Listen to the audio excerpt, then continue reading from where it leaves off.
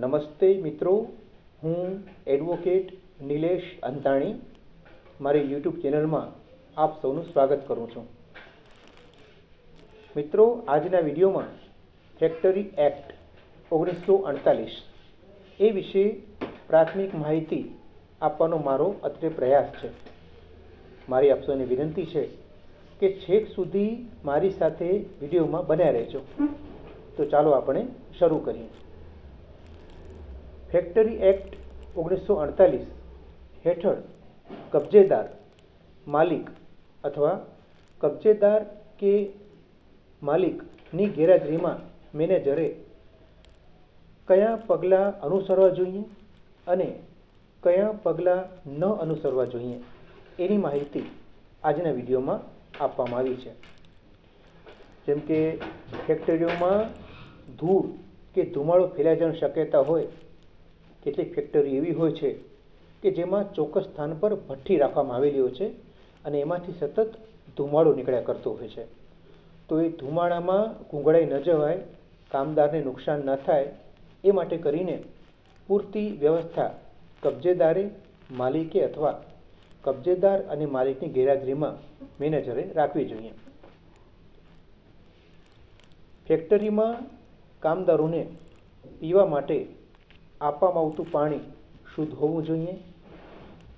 ખાસ તો ઉનાળામાં ઠંડા પાણીની વ્યવસ્થા કબજેદારે, માલિકે અથવા મેનેજરે કરવી જોઈશે.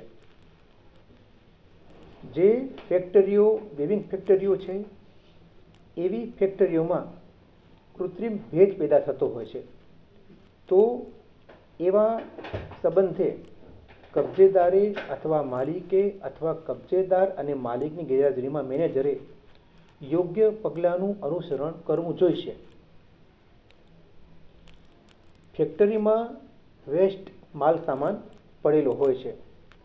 તો એ વેસ્ટ માલ સામાનનો નિકાલ એવી રીતે થવો જોઈએ કે જેથી કરીને કામદારોની હેલ્થને કોઈ અસર ન થાય. ફેક્ટરીમાં શૌચાલયો પૂરતી સંખ્યામાં હોવા જોઈએ. જેમ કે એક ફેક્ટરીમાં 50થી 60 કામદારો કામ કરતા હોય અને માત્ર એક જ શૌચાલય હોય તો તે કોઈ પણ રીતે વ્યાજબી ન કહેવાય. એટલે શૌચાલયો પૂરતી સંખ્યામાં હોવા જોઈએ જેથી કામદારો વચ્ચે અગવડ ઊભી ન થાય. અને આવા શૌચાલયો સાફ સુથરા હોવા જોઈએ. ફેક્ટરી જે જગ્યામાં આવેલી છે એ જગ્યા ખાસ તો હવા ઉજાસવાળી અને ચોખ્ખી હોવી જોઈએ જેથી કરીને કોઈ પણ કામદાર ફેક્ટરીના વાતાવરણને કારણે બીમાર ન પડે. કારખાનાઓમાં થૂંકદાનીની પણ પૂરતી વ્યવસ્થા હોવી જોઈએ. અમુક કારખાનાઓમાં ઓટોમેટિક મશીન હોય છે. તો તે મશીનના અમુક ભાગ અથવા તો એ ઓટોમેટિક મશીનની ફરતે વાડ હોવી જોઈએ. એક ચોક્કસ પ્રકારનું બાંધકામ હોવું જોઈએ જેથી કરીને કોઈ કારીગરને નુકસાન ન થાય. ફેક્ટરીમાં અગ્નિશામક સાધનો હોવા જોઈએ. આ સાધનો યોગ્ય રીતે ગોઠવેલા હોવા જોઈએ અને આવા સાધનો ચાલુ હાલતમાં હોવા જોઈએ જેથી કરીને જ્યારે ફેક્ટરીમાં આગ જેવી ઘટનાઓ બને ત્યારે તેને યોગ્ય સમયે ઉપયોગમાં લઈ શકાય. ફેક્ટરીઓમાં આગ લાગે કે અન્ય કોઈ ઘટના બને ત્યારે એમાંથી બહાર નીકળવાનો એક સૂચિત માર્ગ હોવો જોઈએ. ઘણા કારખાનાઓમાં આવવા જવાનો એક જ રસ્તો હોય છે, તેવું ન હોવું જોઈએ, પણ એક ઇમરજન્સી માર્ગ હોવો જોઈએ કે આગ જેવી ઘટના બને ત્યારે કારખાનેદારો સહી સલામત કામદારો બહાર નીકળી શકે. અમુક ફેક્ટરી જોખમી રસાયણ કે પદાર્થ બનાવતી હોય છે, જેમ કે કેમિકલની ફેક્ટરીઓ આપણે જોઈએ છીએ. તો સૌથી વધુ સલામતીના પગલાં આ ફેક્ટરીઓએ ભરવા જોઈએ. કેમ કે આ એવા પદાર્થો છે કે ગમે ત્યારે સળગી ઉઠે કે કોઈ કામદાર તેનાથી દાઝી જાય કે અન્ય કોઈ નુકસાન થાય કે તેનું તેનો કૃત્રિમ ભેજ કે એની ગંધ શ્વાસમાં જાય અને જેથી કામદારની તંદુરસ્તીને નુકસાની પહોંચે. ફેક્ટરીમાં પેસેજ, દાદરા એવી રીતે રાખવામાં આવેલા હોવા જોઈએ કે જેથી કરીને કોઈ કામદાર કામ કરતાં કરતાં ગબડી ન પડે, એને દેખાય નહીં એવું ન બને. બોઇલર જેવી ફેક્ટરીઓ છે, જેમ કે પ્રેશર મશીનરી બનાવે, લિફ્ટિંગ મશીનરી બનાવે, આપણે બોઇલર ફેક્ટરી જોઈએ છીએ. એવી ફેક્ટરીમાં સમયાંતરે તેનું ઇન્સ્પેક્શન કારખાનાના કબજેદાર, માલિક અથવા કબજેદાર અને માલિકની ગેરહાજરીમાં મેનેજરે કરાવવું જરૂરી છે. કારખાનામાં અથવા ફેક્ટરીઓમાં કોઈ કામદારને અમુક ઊંચાઈ કરતાં વધુ કામ કરવાની છૂટ ના આપવી જોઈએ. જેમ કે કાયદો એવું કહે છે કે જે કામદાર 2 મીટર કરતાં વધુ ઊંચાઈ ઉપર કામ કરતો હોય તો તેની સંપૂર્ણ સુરક્ષાની જવાબદારી કબજેદારની, માલિકની અથવા કબજેદાર અને માલિકની ગેરહાજરીમાં મેનેજરની છે. ખાસ તો પુરુષ કામદારો અને મહિલા કામદારો માટે હાથ પગ ધોવાની સુવિધા અલગ અલગ અને ચોખ્ખાઈવાળી હોવી જોઈએ, જેથી અગવડ ન પડે. એવી પણ જોગવાઈ છે આ કાયદા હેઠળ કે જે ફેક્ટરીમાં 150 કરતાં વધુ કામદારો કામ કરતા હોય ત્યાં વિશ્રામ ગૃહ હોવો જોઈએ. જે ફેક્ટરીમાં 30 અથવા 30થી વધારે મહિલા કામદારો કામ કરતી હોય ત્યાં તેમના બાળકો માટે રાખવાની વ્યવસ્થા, જેમ કે ઘોડિયા વગેરે છે, એ હોવી જોઈએ. જે ફેક્ટરીઝમાં 250 કરતાં વધારે કામદારો કામ કરતા હોય ત્યાં કેન્ટીન હોવી જોઈએ. જે ફેક્ટરીમાં 500 અથવા 500થી વધારે કામદારો કામ કરી રહ્યા હોય ત્યાં મેડિકલ રૂમ, એમ્બ્યુલન્સ રૂમ હોવો જોઈએ.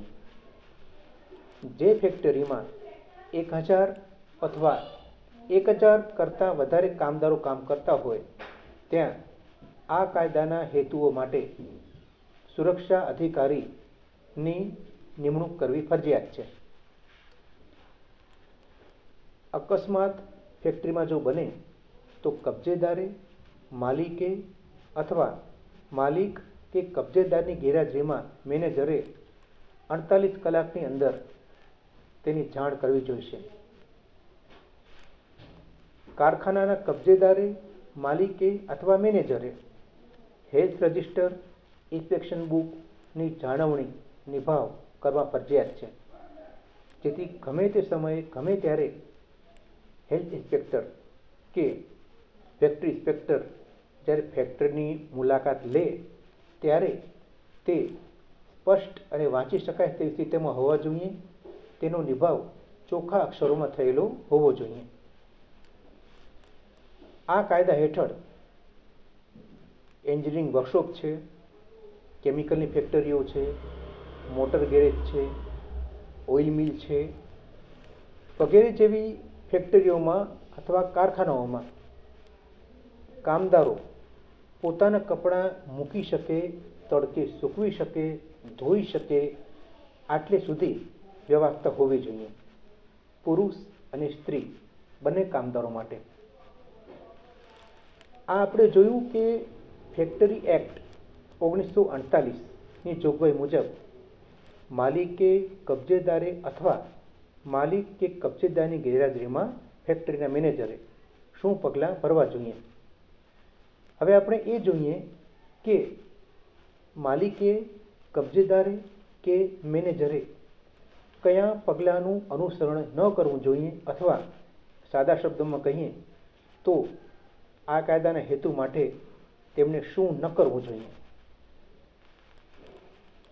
જે જોખમી કામવાળી ફેક્ટરી હોય કે જે ફેક્ટરીમાં જોખમી પદાર્થો બનતા હોય, કેમિકલ, રસાયણ બનતા હોય, એવા કામોમાં મહિલાઓને ન મૂકવી જોઈએ. વધુ વજનવાળી વસ્તુઓ હોય કે જે ઊંચકવી હોય, લાવી લઈ જવી પડતી હોય, ખસેડવાની થતી હોય, તો તે માટે તે વસ્તુનું વજન સૂચિત મર્યાદા કરતાં વધુ ન હોવું જોઈએ. જે યંત્રો વીજળીથી ચાલતા હોય તો પ્રોડક્શન વધારે કાઢવા માટે કરીને એ યંત્રોની ઝડપ સલામતીના હિતમાં ન વધારવી જોઈએ. એટલે કે ઘણી જગ્યાએ આપણે જોઈએ છીએ કે યંત્રોની ઝડપ ફિક્સ કરેલી હોય, પણ કબજેદાર અથવા માલિક અથવા મેનેજર પ્રોડક્શન વધે ઓછા સમયમાં એટલે આવા યંત્રોની ઝડપ સાથે ચેડા કરીને ઝડપ વધારતા હોય છે. એ ન કરવું જોઈએ, ઝડપ ફિક્સ હોવી જોઈએ. કોટન ઓપનરવાળા રૂમમાં કે જ્યાં રૂ પીંજાતું હોય તેમાં કામદારોને પ્રવેશ ન આપી શકાય. ખાસ તો ફેક્ટરીઓમાં એક જ જગ્યાએ કામદારો ઘણા બધા કામ કરતા ન હોવા જોઈએ. એટલે કે બે કામદાર વચ્ચે એવું કહી શકાય કે એક કામદારને તે જગ્યા પર કામ કરવા માટે 14.2 સેન્ટીમીટર કરતાં ઓછી જગ્યા ન મળવી જોઈએ કે જેથી કામ કરવામાં તેને અગવડ પડે. ફેક્ટરી એક્ટ 1948ની જોગવાઈ મુજબ કબજેદારે, માલિકે અથવા કબજેદાર કે માલિકની ગેરહાજરીમાં મેનેજરે 14 વર્ષથી નીચેની વ્યક્તિને કામે ન રાખવી જોઈએ, કેમ કે આવી વ્યક્તિ કિશોરની વ્યાખ્યામાં આવતી હોય છે. તે જ રીતે જે વ્યક્તિ 14 વર્ષથી વધુ વય ધરાવતી હોય તો એવી વ્યક્તિ જ્યાં સુધી ફેક્ટરીના માલિક, કબજેદાર કે મેનેજર સમક્ષ ફિટનેસ સર્ટિફિકેટ રજૂ ન કરે ત્યાં સુધી તેને કામ પર રાખવાનું ટાળવું જોઈએ. જે કામદારો પુખ્ત વયના છે તેને અઠવાડિયામાં 42 કલાક કરતાં કામ ન આપવું જોઈએ. કોઈ પણ કામદાર પાસે અઠવાડિયામાં 48 કલાક અને આખા દિવસમાં 9 કલાક કરતાં વધુ કામ ન લઈ શકાય, એ આ કાયદાની જોગવાઈ છે. કોઈ પણ કામદાર પાસે રિસેસના સમય સાથે દિવસ દરમિયાન 10.5 કલાકથી વધુ કામ તો નહીં જ લઈ શકાય, એવી આ કાયદાની જોગવાઈ છે. જે કામદાર સ્ત્રી કામદાર હોય કે પુરુષ કામદાર હોય એ ફેક્ટરીમાં નવા દાખલ થાય તો તેવા કામદારનું જ્યાં સુધી રજિસ્ટરમાં નામ ન ચડાવવામાં આવે ત્યાં સુધી તેને ફેક્ટરીમાં કામ કરવાની ફરજ નહીં પાડી શકાય. ઘણા કારખાનાઓમાં, ફેક્ટરીમાં આપણે જોઈએ છીએ કે એ પ્રકારનું ઉત્પાદન હોય છે અથવા તો એ પ્રકારની મશીનરી બનતી હોય છે કે જેમાં કામદારોને અલગ અલગ પાળીમાં બોલાવાતા હોય છે. જનરલી કામદારો માટે પાળી સમજવા માટે કહી શકાય કે 8 થી સાંજે 4:30 સુધીની હોય છે, પણ અમુક કારખાનાઓમાં કામદારોને 2 પાળીમાં, 3 પાળીમાં બોલાવાતા હોય છે. જેમ કે દવાની ફેક્ટરી છે કે સતત ચાલતી પ્રક્રિયાવાળા ઉદ્યોગો છે, એમાં 3 પાળીમાં કામદારો પણ કામ કરતા હોય છે, સવારની પાળી, બપોરની પાળી અને રાત્રિની પાળી.